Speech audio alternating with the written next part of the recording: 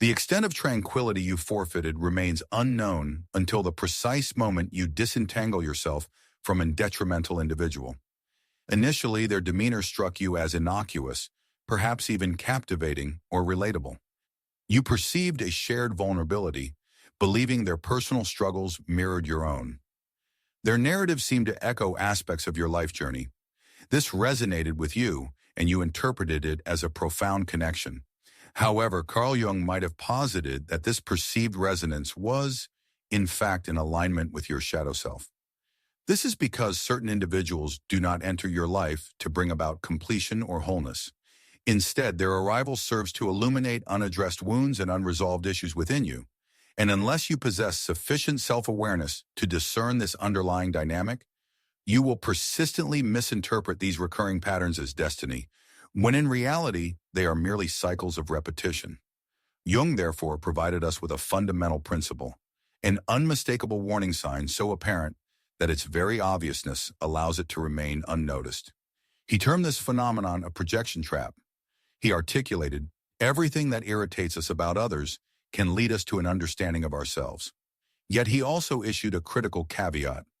When an individual consistently activates your shadow aspects without ever fostering your personal development, it becomes imperative to disengage from that relationship. Let us commence our exploration of this concept.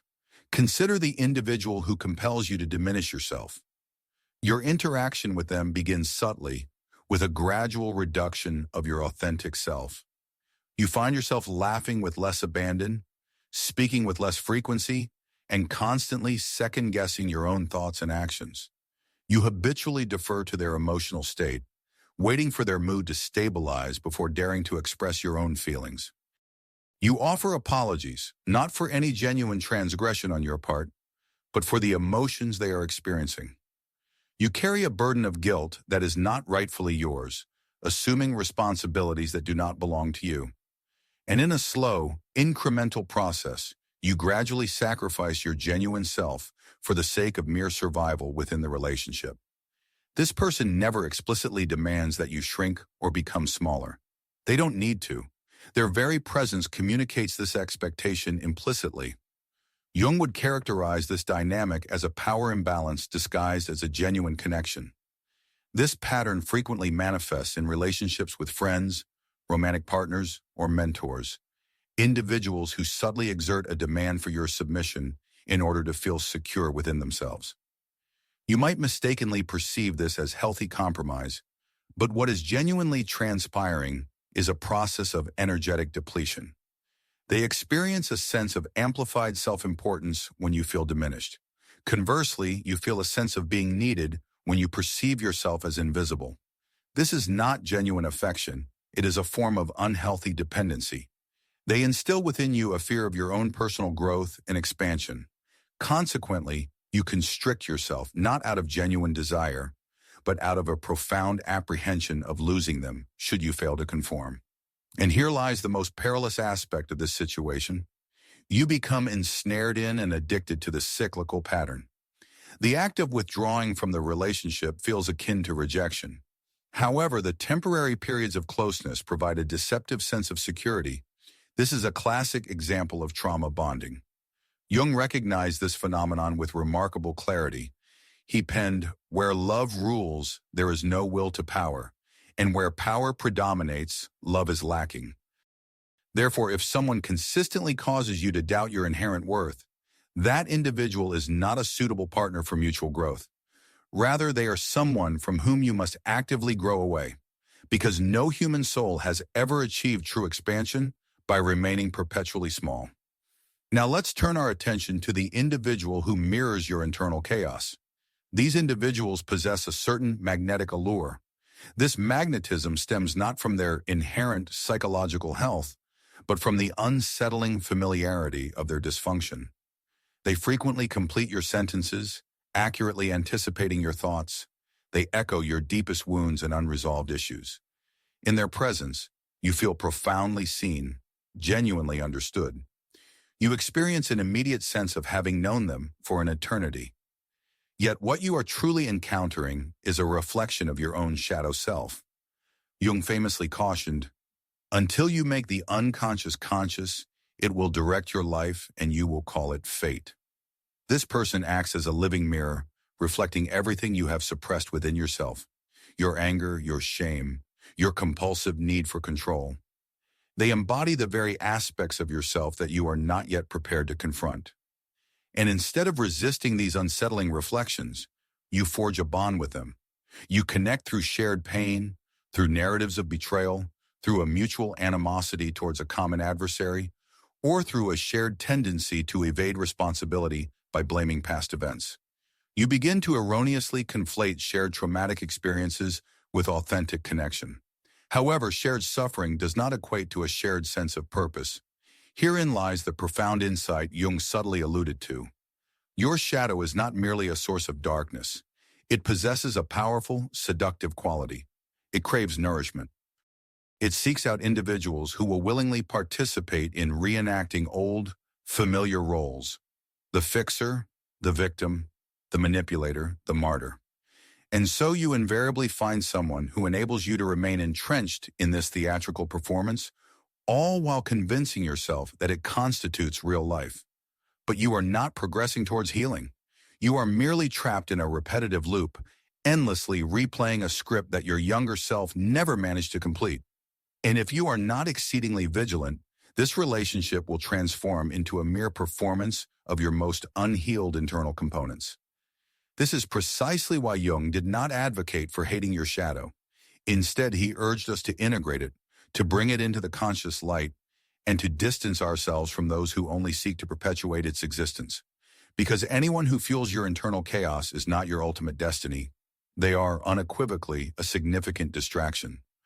Finally, consider the individual who steadfastly refuses to evolve. They need not be overtly cruel, abusive, or prone to explosive outbursts.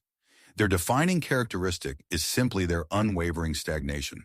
They cling to the same excuses, harbor the same fears, indulge in the same self-pity, and recount the same limited narratives about life's perceived unfairness. Initially, you extend empathy, striving to comprehend their plight and offering assistance. However, as time progresses, they remain resolutely frozen in place. Meanwhile, you are actively growing, undergoing significant shifts, and diligently engaging in the challenging work of self-improvement. They, however, are not. You recommend insightful books. They respond with disdain. You suggest therapeutic intervention. They merely shrug indifferently. You model new constructive behaviors. They resent you for it, and suddenly your personal growth becomes a perceived threat. Your expansion triggers their own insecurities, and your evolution transforms into their silent adversary. Jung sagely observed, people will do anything, no matter how absurd, to avoid facing their own soul. And this perfectly encapsulates the behavior of such an individual. They evade truth by clinging tenaciously to comfort. They reject the possibility of healing because it demands too significant a cost to their ego. Consequently, they deliberately choose stagnation and then label it as loyalty, as authenticity, or simply as just the way they are. But this carries a dire warning. If you continue to create space for someone who consistently refuses to move forward, you will eventually cease your own progress. And this cessation will not be due to exhaustion. It will be because you have been gradually anchored down by an individual who steadfastly refuses to ascend. Not everyone is destined to accompany you on your journey, and not everyone desires to become the person you are evolving into. Some individuals simply want you to remain exactly where they are, and it is not your responsibility to rescue them. Jung articulated this with profound clarity. No tree can grow to heaven unless its roots reach down to hell. If they refuse to confront their own inner darkness, they will never ascend to their full light. Therefore, walk away before you exchange your potential for flight for the confines of a cage. However, there is one more type of individual Jung implicitly cautioned us against. A type so inherently dangerous that their true nature often goes unnoticed until it is irreversibly too late. These individuals do not exert direct control over you. They do not reflect your shadow aspects, and they do not implore you to remain unchanged. Instead, they master the art of camouflage. They blend seamlessly into your environment. They observe you with quiet, discerning eyes. And slowly, methodically, they learn precisely how to dismantle you without ever raising their voice. And that is where our next discussion will begin. They do not shout. They do not explode in anger. They do not resort to throwing objects or physical aggression. Instead, they meticulously study you. They don't absorb information to genuinely understand. Instead, they simply store it away. They retain the exact words you spoke during moments of anguish, the deep-seated fears you admitted when feeling vulnerable, the aspirations you confided in hushed tones, believing you were in a safe space. And when the opportune moment presents itself, they strategically employ all of this against you. Carl Jung would characterize this phenomenon as the predator concealed within a facade of empathy. They feign sensitivity with convincing performances. They pretend to genuinely care about your well-being. However, beneath this elaborate act, they are meticulously gathering data about what truly affects you, what causes you distress, and what ultimately silences you. And once they have accumulated this information, they discreetly transform it into a weapon. Their objective isn't to utterly destroy you in one swift blow, but rather to systematically disarm you, piece by agonizing piece.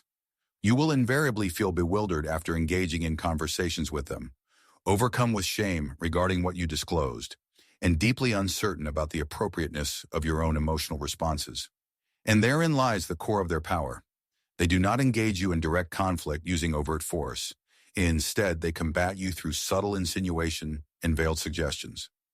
Jung issued a clear warning about this particular brand of manipulation. He famously stated, "Knowing your own darkness is the best method for dealing with the darkness of other people." This is because individuals of this type do not wield power to overtly dominate you. Instead, they exploit your personal history. They don empathy as a carefully constructed disguise. But what lurks beneath this deceptive exterior is cold, calculated strategizing, the quiet manipulator at work. They never resort to name-calling. They never raise their voice in anger. They never issue direct demands. Instead, their tactic is to withdraw. They deliberately retract their warmth and affection. They intentionally withhold their attention. They deny you love, not as a spontaneous emotional reaction, but as a calculated instrument of control. You will likely not even perceive this at first. It will initially feel like a need for personal space. It might seem as though they are merely navigating some personal difficulty, but this pattern of withdrawal persistently recurs. It happens precisely after you articulate something truthful, immediately after you challenge their perspective, or right after you express a desire for more from them. Suddenly they become distant, inaccessible, and subtly convey disappointment. You will find yourself initiating contact more frequently, offering more elaborate explanations for your actions, and exerting greater effort to bridge the perceived gap. They never directly impose punishment upon you. They simply alter the emotional climate. Jung observed this dynamic with remarkable clarity. He characterized passive control not as an inherent weakness, but as a deliberate and avoidant form of shadow work. These individuals steadfastly refuse to confront their own inner turmoil and flaws. Consequently, they seek to control others as a substitute for self-reflection.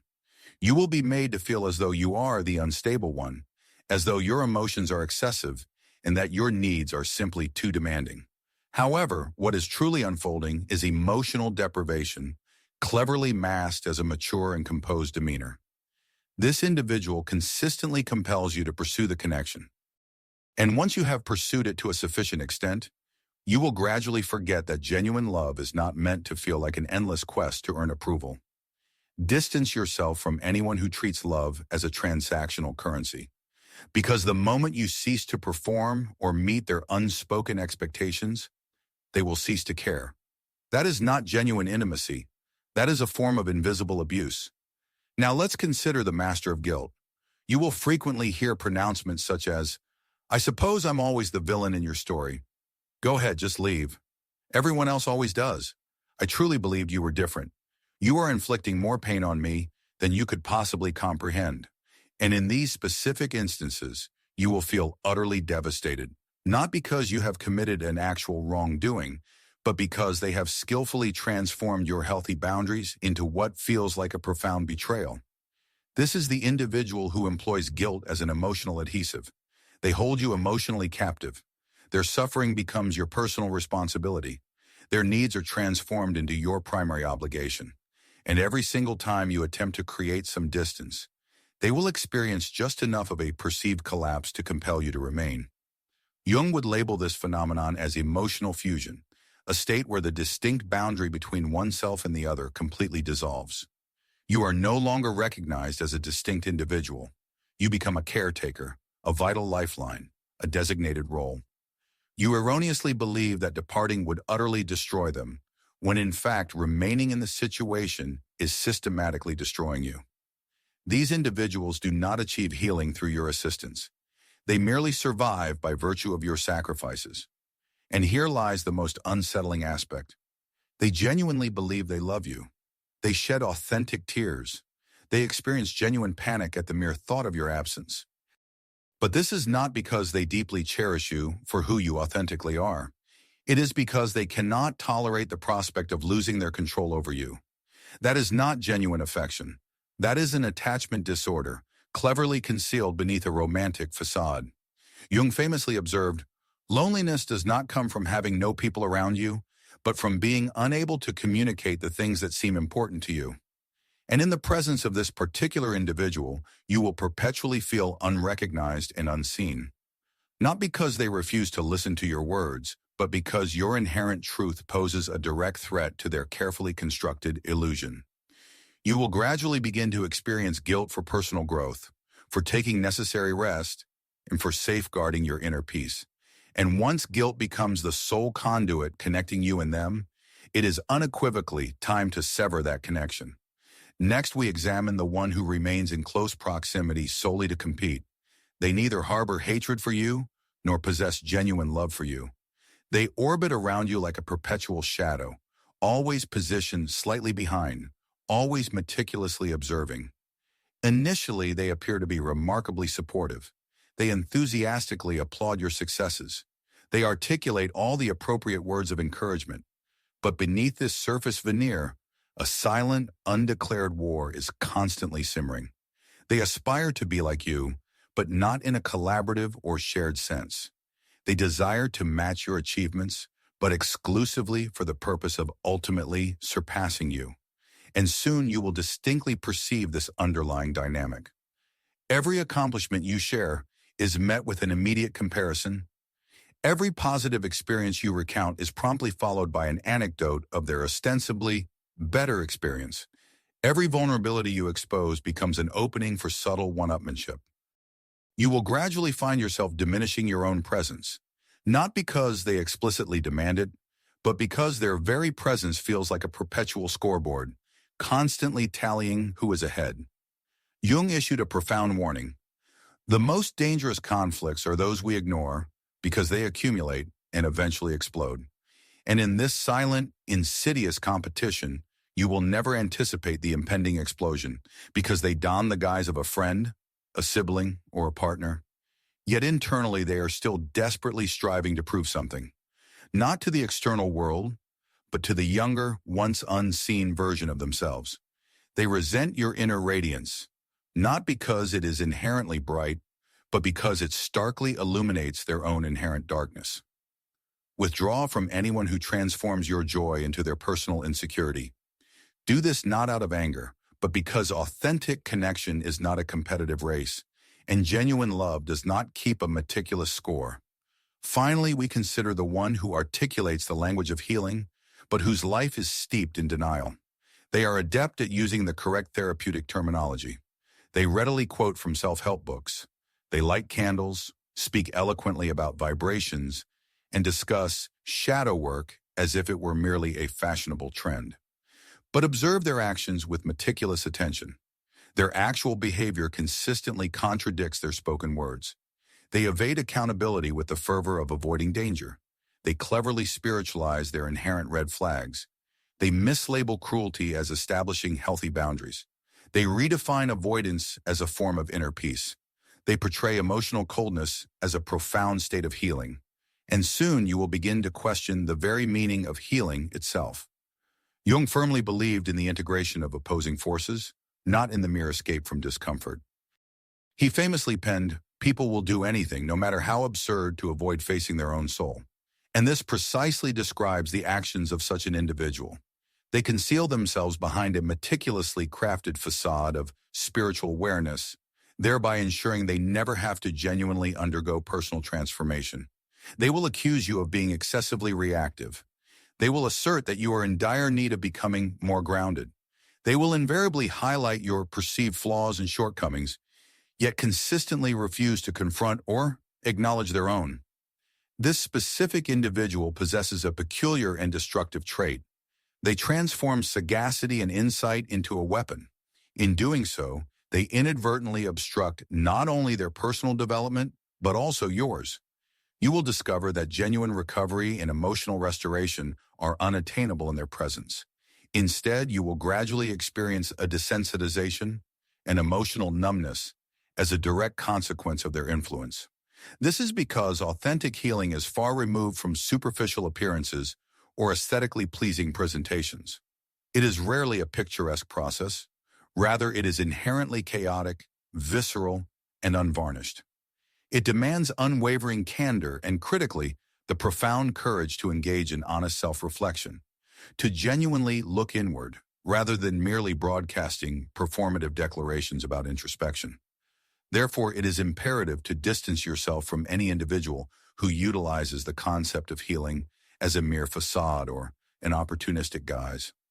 True, profound transformation, by its very nature, never requires an audience or a stage performance to validate its existence. You are now beginning to grasp the deeper implication that Carl Jung's observations extended beyond merely critiquing others.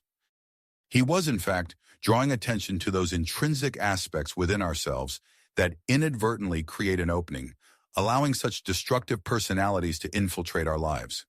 However, there remains one ultimate warning sign, a final red flag that, though exceedingly rare, holds immense significance. Once you successfully identify and comprehend this particular manifestation, your perception of all your interpersonal relationships will be irrevocably altered. This is because this specific individual does not employ tactics that make you feel diminished, culpable, or manipulated.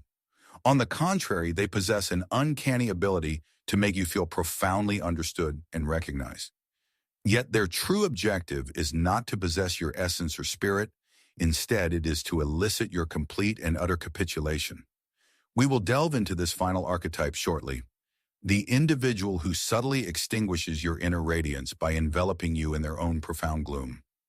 There exists a nuanced form of aggression, a subtle kind of harm that leaves no visible marks or physical manifestations. It never escalates into overt shouting, nor does it resort to physical violence. Nevertheless, its perpetual aim is to diminish your inherent brilliance. This, then, represents the third distinct personality type against which Carl Jung so presciently cautioned us. This individual does not engage in direct, overt destruction. Instead, their method is far more insidious. They systematically deprive your inner fire of the vital sustenance it requires to thrive. When you naturally begin to shine, they deliberately recede into the shadows. When you achieve a significant triumph, they offer only stony silence. And when the broader world finally starts to acknowledge your accomplishments and recognize your worth, they either pointedly avert their gaze, display a disinterest bordering on boredom, or immediately divert the conversation back to their own experiences and narratives. You will discern this particular type not by how they treat you during your lowest moments, but rather by the palpable discomfort they exhibit when you ascend to new heights. This is because your inherent luminosity does not provide them with warmth. Instead, it poses a profound threat to their delicate equilibrium. They operate under the misguided premise that admiration is a finite commodity, a limited resource. They perceive your achievements as somehow depleting the available pool, leaving less for them. Consequently, their modus operandi is characterized by absence, a deliberate withholding of attention, genuine support, and emotional engagement precisely when these elements are most crucial. Despite this consistent pattern, you find yourself still grappling with self-doubt. You relentlessly redouble your efforts. You persistently rationalize their emotional unavailability or aloofness, offering excuses such as, "They're simply undergoing a difficult period," or They're not naturally inclined towards emotional expression, or they didn't intentionally steer the conversation towards themselves. However, Jung would pose a critical question to you. Why must your spirit perpetually contract and diminish in order to retain someone's presence? The stark truth is that when an individual necessitates your diminishment for their own sense of security, that dynamic is not love. It is unequivocally codependency. It is a form of subtle subversion, a clandestine sabotage masquerading as genuine companionship. While they may never articulate these sentiments verbally, their energetic presence subtly communicates, remain subdued, do not surpass me. They might enthusiastically applaud your moments of vulnerability or despair, yet conspicuously vanish when you experience genuine pride or success. Over time, this insidious pattern inadvertently conditions you to second-guess your own joy and accomplishments. You develop an apprehension toward celebration, instinctively dimming your inherent brilliance merely to safeguard their fragile ego. And what exacerbates this situation is the deceptive fact that these individuals frequently project an image of inherent kindness. They often appear composed, courteous, and outwardly supportive, yet observe their countenance closely when you articulate your aspirations and dreams. Note the subtle yet undeniable tension that surfaces when you speak of personal growth and expansion. They may nod in apparent agreement, but their true engagement is absent. They are merely awaiting the opportune moment to reclaim the focus and redirect the spotlight back onto themselves. Jung firmly believed that the human soul is incapable of thriving or expanding in environments where the authentic self must remain concealed or suppressed. And this precisely is the demand these individuals impose upon you: that you remain palatable, easily digestible, and that you never, under any circumstances, challenge their ingrained comfort with the radical implications of your own awakening. You will recognize their influence when you instinctively begin to censor yourself before speaking, when you meticulously edit your genuine thoughts and feelings. You will find yourself downplaying your achievements, experiencing a profound sense of guilt simply for existing fully and authentically. While they seldom articulate it explicitly, their approval comes with a steep condition: be less expansive, be more compliant, be reduced. Why do they impose such demands? Because your personal evolution serves as an uncomfortable mirror, reflecting back to them what they themselves are neglecting to pursue. Your process of healing illuminates the very aspects of their own being that they have deliberately chosen to ignore. And your growth in its very essence forces them to confront the painful reality of their own stagnation. This is precisely why they prefer you to remain a version of yourself that is easily controlled and managed. However, Jung's profound warning echoes through time. The longer you persist in the company of an individual who is incapable of celebrating your holistic self, the more fragmented and disassociated you will inevitably become. You will begin to engage in subtle acts of self-abandonment, laughing at jokes that wound you, maintaining silence when your heart yearns to express itself, concealing your innovative ideas, suppressing your legitimate needs, and ultimately obscuring your innate radiance until one day you completely forget how to shine at all. What remains is a mere performance, a carefully constructed facade, a life lived at a fraction of its potential brightness. All of this solely to ensure someone else's comfort within their own shadows. Yet your inherent luminescence was never intended to be muted. Not for the sake of perceived safety, not for the illusion of love, and certainly not for anyone else's convenience. Jung firmly posited that authentic connection truly blossoms only when we no longer feel compelled to diminish ourselves. It materializes when two individuals can stand in the full spectrum of their own brilliance, unburdened by fear, unmarred by shame, and unhindered by competition. Therefore, it is essential to disengage from anyone who recoils or flinches in the face of your light. Do so not with animosity or resentment, but with a profound reverence for your own intrinsic worth. Because when an individual's affection is only accessible during your moments of vulnerability or perceived weakness, that dynamic is not love. It is, without question, an insidious form of control. And ultimately, the act of walking away from such a dynamic is not a loss. It is, in its truest sense, a profound liberation.